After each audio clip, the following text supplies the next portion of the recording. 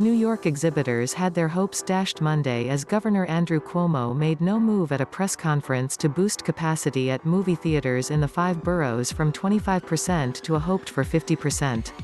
The Godzilla vs. Kong weekend box office stampede, $285 million globally, shows that movie fans want back in theaters, but in New York it's hard to accommodate them or to make any money. Joe Masher, president of New York NATO, hopes things change by Mortal Kombat time, April 16. But the bottom line is things have to change thereafter. Theaters really need to be open at 50% capacity or more by Memorial Day, for Cruella and A Quiet Place Part 2, and 75% or more by July 4, for Top Gun Maverick and Black Widow, provided it's safe to do so. We are at the governor's door every morning with a call or an email trying to get to a minimum of 50% right now across the state, given the fact that there are 0 cases of COVID from theaters and that people clearly want to go to the movies, Masher said. We just can't make it at 25%. We have to accommodate the movie-going audience. We can safely do so. Some theaters that haven't reopened because they know they can't make a go of it at 25%. Masher said some 5,000 movie theater employees are still out of work since chains can't afford to staff back up fully. Top Los Angeles health official sees county in yellow reopening tier by end of April.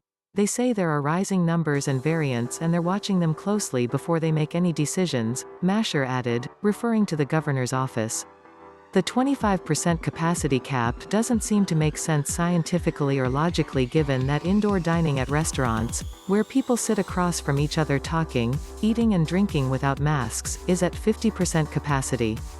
Guests in theaters generally don't speak, face the same direction and wear masks unless popping popcorn. But thus has been a lot of movie theaters under Governor Cuomo's COVID reopening.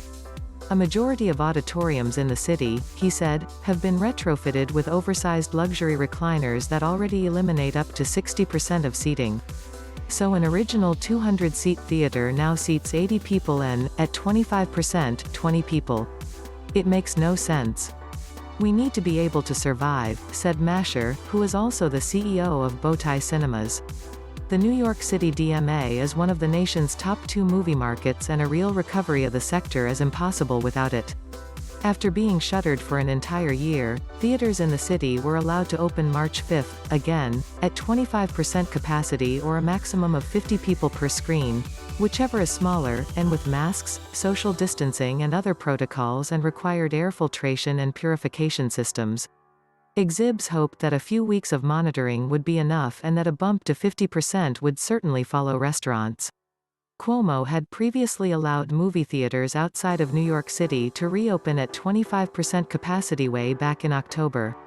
They still remain at 25%. Los Angeles, the other major U.S.